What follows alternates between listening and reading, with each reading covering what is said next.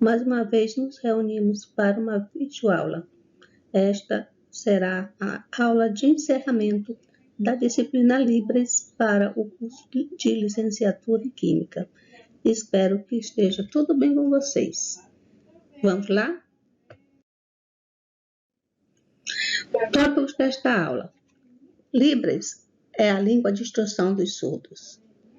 Precisamos identificar e respeitar as diferenças.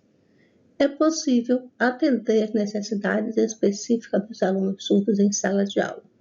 Esses 3 tópicos comporão a nossa apresentação. Iniciando.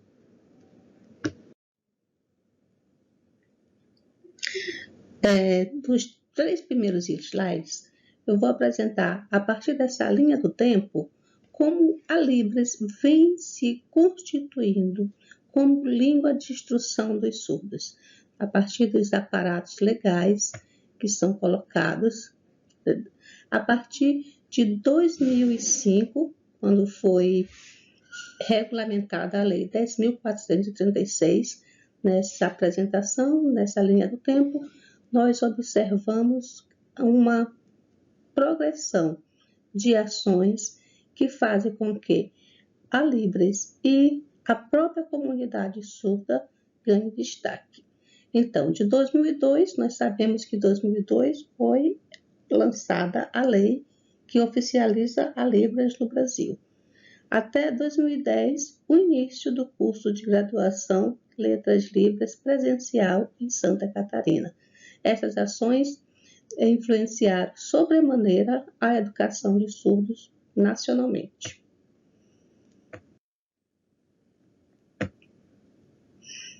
De 2010 a 2011, o que nós temos observado? Nós temos observado um grande número de pesquisas, registro de sinais, como exemplo do professor Capovilla, a formatura das primeiras turmas de Letras Libras, a passeata a favor da educação bilíngue bicultural. Então, a escola bilíngue bicultural para surdos não é uma reivindicação nova, ela já vem sendo manifesta há anos atrás, até chegarmos aqui em 2011 com a implementação da Política Nacional de Educação Especial na Perspectiva da Educação Inclusiva, a sua primeira versão, que de forma confusa chega a atingir algumas instituições especializadas, como o INES e o Instituto Benjamin Constant. De 2011 aos dias atuais, o que nós temos percebido? Novamente, manifestações em favor, da política de educação bilíngue para os surdos, nada para nós sem nós, os surdos tomando a dianteira, tomando a fala, entre aspas, para garantir as melhorias na qualidade da educação da comunidade surda e da educação de modo geral. Então, vejo que o aprendizado da Libras, a pesquisa da Libras, as manifestações em prol da efetivação da Libras como língua de instrução não é uma coisa nova. Como vocês estudaram da unidade 1 e estão tendo a oportunidade de perceber aqui. E a Libras dentro da educação de surdos? E os surdos dentro da educação? O que se concebe?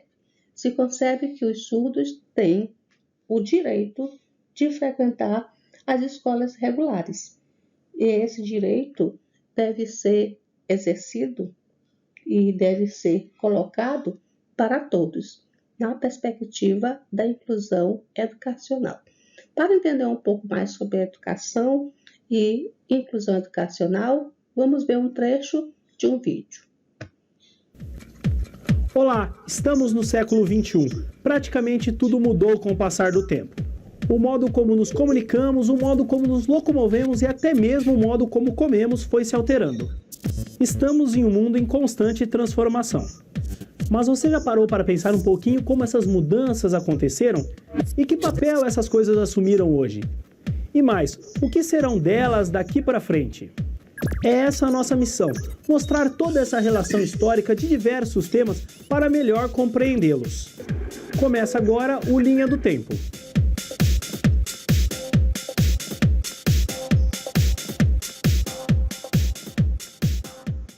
A oferta de educação a pessoas com deficiências mudou bastante com o passar dos anos. No Brasil, após um longo período de exclusão e abandono, as atenções a esse tema ganham corpo no século XIX. Em 1854, ocorre a criação do Instituto dos Meninos Cegos, hoje Instituto Benjamin Constant, e 3 anos depois, do Instituto dos Surdos Mudos, atual Instituto Nacional de Educação de Surdos, ambos na cidade do Rio de Janeiro.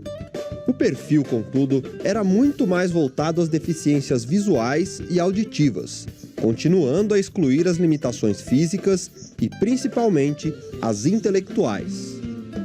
Tal cenário começou a mudar apenas a partir de meados do século XX, quando inicia-se a articulação de uma política de educação especial. É nessa época que surgem instituições como a Sociedade Pestalozzi do Brasil e a APAE.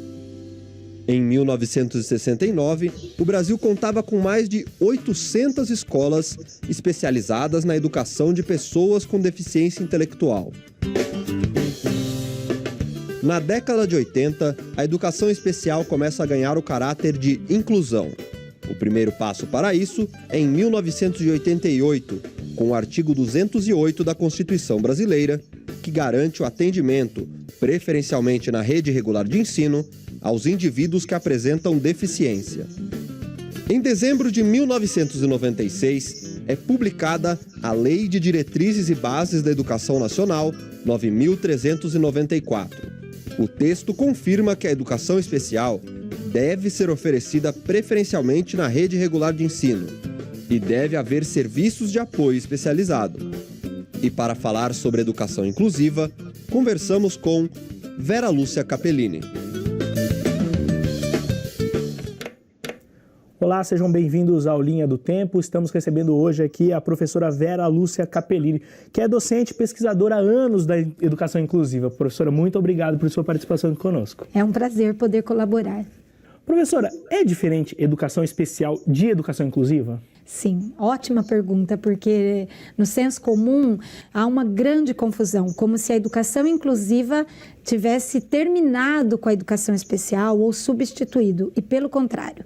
Educação inclusiva é uma escola que tem como objetivo acolher a todos, promover o desenvolvimento e a aprendizagem de todos. Ou seja, toda escola deveria ser inclusiva. Quando a gente fala de educação popular, de escola pública, democrática, ela é para todos. Mas, historicamente, ela não foi. E por que ela ganha o rótulo de educação inclusiva? Por conta de um movimento, sobretudo da década de 50 para cá, que vem tentar romper com a exclusão de qualquer minoria. Sejam elas os índios, as pessoas com deficiência, a questão de gênero. Então, por isso que escola inclusiva ou educação inclusiva é uma escola para todos. E é também para o público-alvo da educação especial. Portanto, a educação especial, nesta perspectiva de uma escola para todos, ela ganha força. Por quê? Historicamente, a pessoa com deficiência, transtorno global do desenvolvimento ou altas habilidades superdotação, que é o público-alvo da educação especial determinado por lei no Brasil, eles ficavam exclusivamente estudando em escolas especiais e recebendo um atendimento da educação especial. Hoje a perspectiva é outra. Como a gente fala de inclusão escolar desse público-alvo, a meta é que eles estudem na mesma escola que todos os outros alunos que não tenham deficiência, mas que eles contem com o apoio da área da educação especial. Então, a educação especial é uma área de conhecimento que tem por objetivo avaliar, buscar novas estratégias, ofertar o atendimento educacional especializado, complementar ou suplementar. Então, ela não vai escolarizar a pessoa público-alvo dela, né? Com deficiência, com TGD ou altas habilidades. Ela vai ser um suporte. E, enquanto área, ela é transversal. Então, o bebê que acabou de ir para a creche, até o meu orientando na pós-graduação, que porventura é surdo, tem direito a ter a educação especial. Ela é transversal, ela é uma modalidade de ensino. E, de fato, a educação, ela tem os níveis de ensino, educação infantil, fundamental e médio e o superior. E hoje a gente chama de educação básica, o primeiro, que é desde a infantil até o médio. E perpassando a educação básica até a superior, tem esta modalidade de ensino que é a educação especial. Professora, é consenso de que o aluno, mesmo com deficiência, ele deva ser integrado ali na rede regular de ensino? Não, não é consenso. A gente viu até essa semana a matéria discutindo a questão de pagar o cuidador, pagar uma pessoa de apoio para apoiar o professor da classe comum. Não é consenso nem no Brasil e nem no mundo. Ok? Então, isso não é consenso. Mas o que é consenso? Que, por direito, nós somos iguais porque somos diferentes. Então, enquanto princípio ético, moral, é consenso na literatura do mundo que o melhor ambiente para que todos aprendam, sejam escolarizados, convivam, é no ambiente que qualquer pessoa está.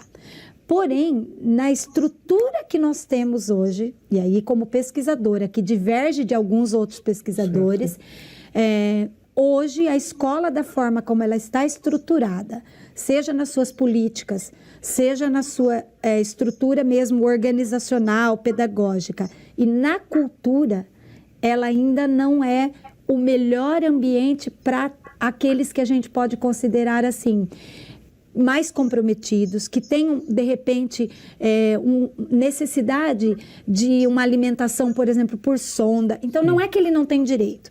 Na realidade, o princípio é, todos têm. A escola que está aí hoje não proporcionaria uma integridade física, de dignidade humana para todos. Mas seriam raros os casos que, na conjuntura atual, sob o meu ponto de vista e de alguns pesquisadores, ainda não se beneficiam da escola comum.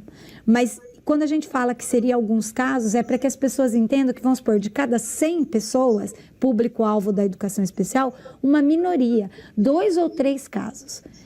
Porém, pensando estatisticamente, a curva ainda está ao contrário. A maioria não está na escola comum. Tá? Esse é um mito ainda. A senhora falou alguns pontos. A própria estrutura física da escola barra a inclusão? Barra. Por exemplo, um aluno que é cadeirante e ele quer participar e tem direito de participar da quadra, de todos os ambientes. Esta escola tem que derrubar as rampas para que ele esteja lá. É uma barreira arquitetônica. E se preciso for, ele tem que entrar na justiça para que essa escola mude imediatamente para que ele esteja lá. Então, esse, na minha concepção, que demanda uma mudança de barreira física, ele tem que estar lá. Toda criança que nasce hoje, eu e alguns pesquisadores no mundo, a gente vem defendendo que nenhum mais seja excluído. Então, nasceu um bebê com uma deficiência muito comprometida. Por que levar o recurso para ele para uma escola separada? Se o problema é o recurso, eu levo o recurso para a escola que eu tenho. E aí essa escola vai se modificar com a entrada dele, o recurso vai para lá. Agora, pensa num adulto com 18 anos que viveu a vida toda num ambiente mais segregado, sim, que tem um aparelho próprio para ele, que às vezes está numa cama, que não tem uma comunicação verbal, que tem uma deficiência intelectual, que às vezes é até difícil de conseguir avaliar o quanto ela é comprometida. Aí eu tiro ele de uma escola especial, por exemplo, e coloco numa classe comum. Ele tem que ser matriculado na faixa etária dele. Então, ele não vai lá para os pequenininhos. Certo. Ele vai para um ambiente de 18, 17, se é a idade dele. Isto equivaleria ao ensino médio, quase indo para a faculdade. No ensino médio, a escola está trabalhando com 45 alunos, com conteúdos abstratos, que pressupõem leitura e escrita. Então, eu estaria ferindo a dignidade desse aluno, fazendo uma inclusão dessa forma agora, dessa natureza. Forçado, né? Isso. Agora, se é um aluno que a gente teve o prêmio Nobel da Física lá, que é altamente comprometido no motor, ele nasce hoje, e ele tem a oportunidade da gente equiparar, e equiparar é oferecer recursos de tecnologia assistiva desde bebê, e ele vai para a escola comum desde bebê, esta escola se modifica de tal forma que ele faz parte, ele está integrado naquele ambiente. Então, eu não estou ferindo a dignidade dele. Agora, trazer para um ambiente que não está e que ele próprio, vamos supor, que não tenha a questão da leitura, da escrita, um comprometimento muito acentuado, que não tenha comunicação. E aí a escola não tem comunicação alternativa, né? Ele é uma pessoa que precisa do cuidador o tempo todo. Devia ter começado lá atrás. Lá atrás. Então, para esses casos, e é difícil até limitar qual caso. Para mim, nenhum mais deve ser excluído ao nascer.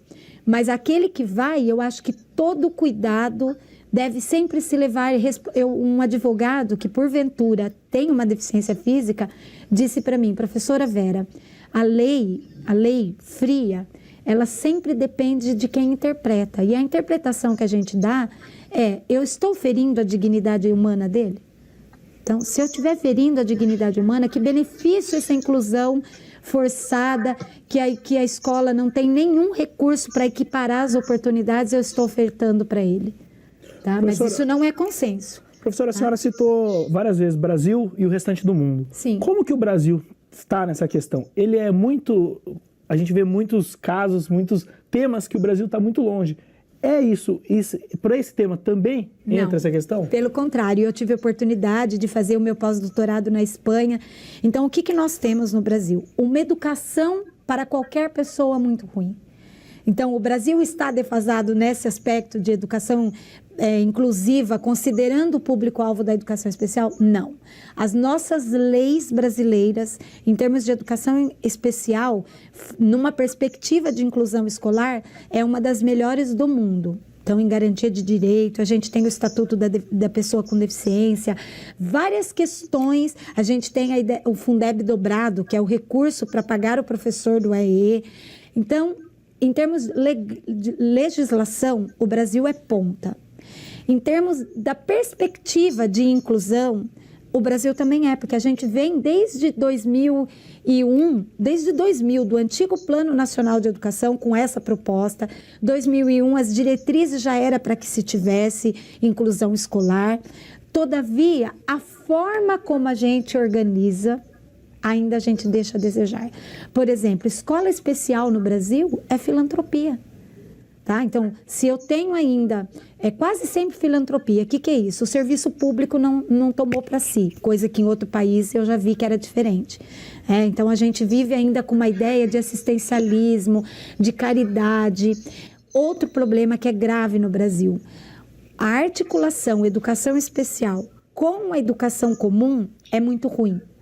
Por exemplo, nos Estados Unidos, é muito comum eles terem o COTIT, ou seja, professor de educação especial atuando dentro da classe comum com o professor da classe comum, professor de física, de matemática. Há uma parceria de expertises que a gente fala, do conhecimento que um tem com o da outra área. No Brasil, isto não acontece. Nenhum lugar, porque enquanto política é a do contraturno. O que é a política do contraturno? O aluno vai de manhã na escola comum, volta no período contrário para ter o apoio especializado no contraturno. Alguns têm dificuldade de voltar, alguns têm dificuldade com o transporte, e o professor do contraturno pouco interage com o do outro turno. Tá? Nós temos escolas de 2 turnos, coisa que em outros países quase não existe. É período integral, quase todas as escolas. Ok, professora. Professora, vamos fazer um breve intervalo. Então, o que nós observamos foram discussões. Essa entrevista foi feita com base na Política Nacional de Educação Especial na Perspectiva da Educação Inclusiva de 2008, que já coloca a obrigatoriedade de inserção de alunos com deficiência nas escolas regulares. E para você, o aluno surdo precisa ou deve ser estudado numa escola regular? Claro. É claro que nos primeiros anos ele vai precisar de um agrupamento especializado para adquirir a primeira língua. Depois dessa aquisição, da consolidação dos conhecimentos da primeira etapa do ensino fundamental, ele irá precisar de escolas regulares para, junto com seus pares surdos e pares ouvintes, prosseguir o aprendizado, prosseguir a escolarização. Agora, é claro que a escola e toda a sua equipe vai precisar identificar e respeitar diferenças e trazer adequações para o seu meio, para o seu currículo, para a sua cultura. Essas imagens aqui apresentam exemplos de adequações que possibilitam o respeito às diferenças linguísticas dos surdos. O uso de recurso didático visual, a contratação de intérpretes de Libras para atuar junto com o professor, a organização de cursos de Libras para toda a comunidade escolar, para toda a escola, a capacitação e atenção ao surdo, a sua modalidade de se expressar, considerando que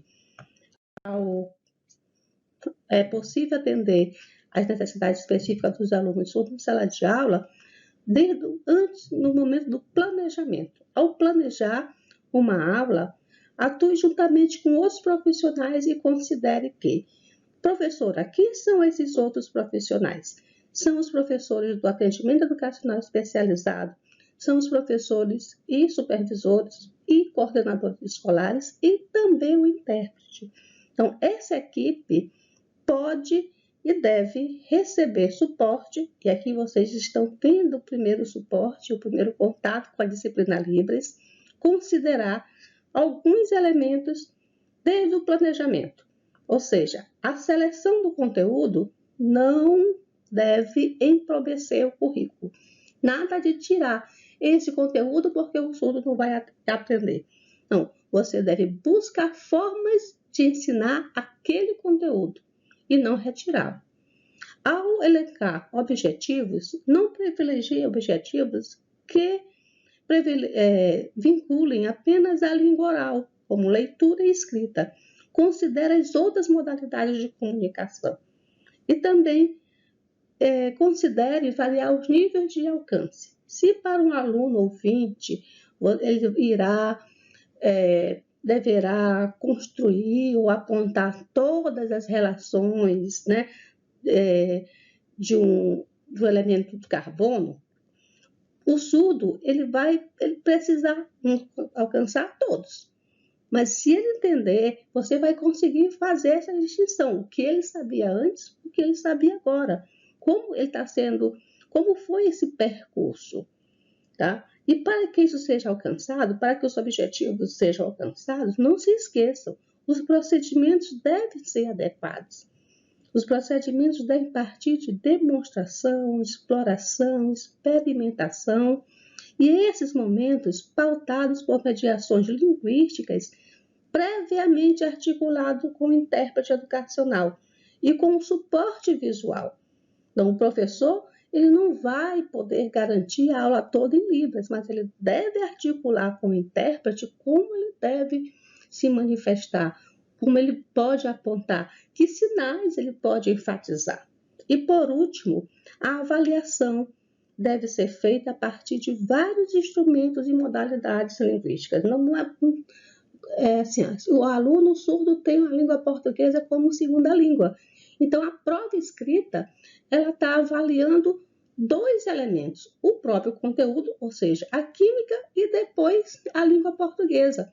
Então, será que não existem outras formas do aluno demonstrar o conteúdo aprendido na química sem que ele precise ler e escrever? Não estou dizendo que o surdo não precisa ler e escrever, mas lá na sala de recursos multifuncional, no atendimento educacional, esse atendimento tem a função de desenvolver a leitura e a escrita da língua portuguesa e deve estar articulado com as ações dos professores.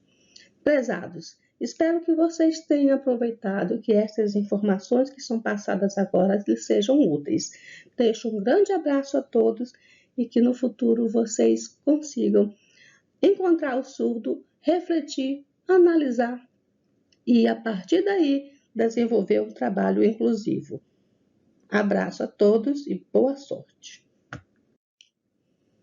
Antes de me despedir, de sair totalmente, um pequeno lembrete. Torna-se urgente repensar a educação escolar dos alunos com surdez, tirando o foco do confronto, do uso desta ou daquela língua, e buscar redimensionar a discussão acerca do fracasso escolar, situando no debate atual acerca da qualidade da educação escolar das práticas pedagógicas. É preciso construir um campo de comunicação e de interação amplos, possibilitando que a língua de sinais e a língua portuguesa, preferencialmente a escrita, tenham lugares de destaque na escolarização dos alunos com surdez, mas que não sejam o centro de todo o processo educacional. Uma citação do fascículo Atendimento Educacional Especializado ao Surdo, do MEC, ano de 2010.